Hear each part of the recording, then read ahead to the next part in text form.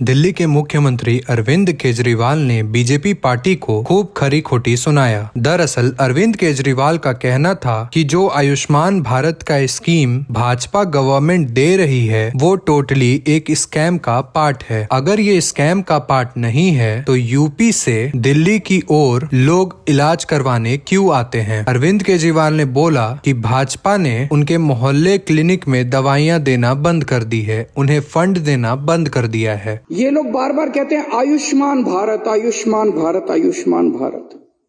आयुष्मान भारत क्या है? आयुष्मान भारत सबसे बड़ा स्कैम है, स्कैंडल है, स्कैंडल है, सबसे बड़ा स्कैंडल है आयुष्मान भारत।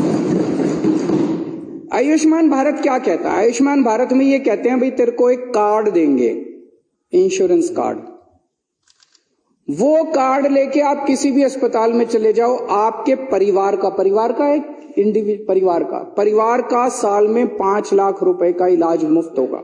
इलाज भी कब? जब उसका हॉस्पिटलाइजेशन होगा।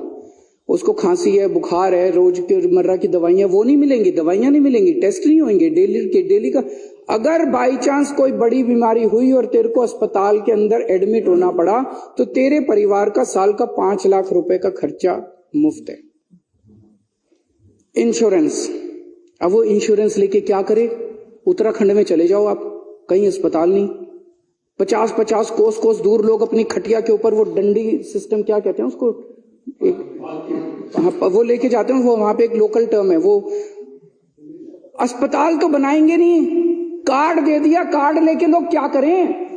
कार्ड लेके कहां जाएं इलाज कराने के लिए? अस्पताल तो बनाओ पहले। अस्पताल नहीं बनाओगे, कुछ नहीं बनाओगे तो बेसिकली ये पूरा का पूरा सिस्टम भी प्राइवेटाइजेशन के दौर की तरफ है। अब दोस्तों, अगर आप अरविंद केजरीवाल की बात को सुनना नहीं चाहते हो तो आप अपने तरीके से भी इस पे रिसर्च कर सकते हो और आपको ये मिलेगा। तकरीबन 500 से 700 करोड़ की घोटाला अभी तक आयुष्मान भारत में भी हो चुकी है। अब इस खबर पे आपकी क्या राय है, कमेंट करके जरूर बताइएगा। न्यूज़ 18 की पत्रकार रुबिका रियाकत मुकेश अंबानी के छोटे बेटे अनंत अंबानी का इंटरव्यू लेती हैं। दरअसल ये इंटरव्यू एक प्रमोशन इंटरव्यू था जिसमें अनंत अंबानी के न्यू वेंचर वन तारा, जो कि एक एनिमल वेलफेयर इनिशिएटिव है जिसमें कि एनिमल की रेस्क्यू और केयर फैसिलिटी उपलब्ध करवाई जाएगी। अब इस इंटरव्यू में अनंत अंबानी ने कई अहम बातें बताई जिसमें उन्होंने बताया कि उन्हें जानवरों से बहुत प्रेम है।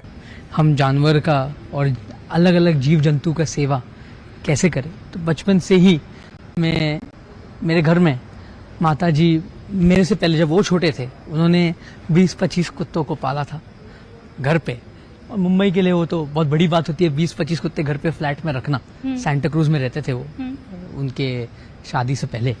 और माता जी ने मुझे सिखाया कि जो बेजुबान जानवर है उसका सेवा सबसे बड़ी सेवा है, वही सबसे बड़ी पुण्य वाली सेवा है और वही धर्म है और वही एक ऐसी चीज है जो आदमी को बहुत सारा पुण्य प्राप्त करा सकता है।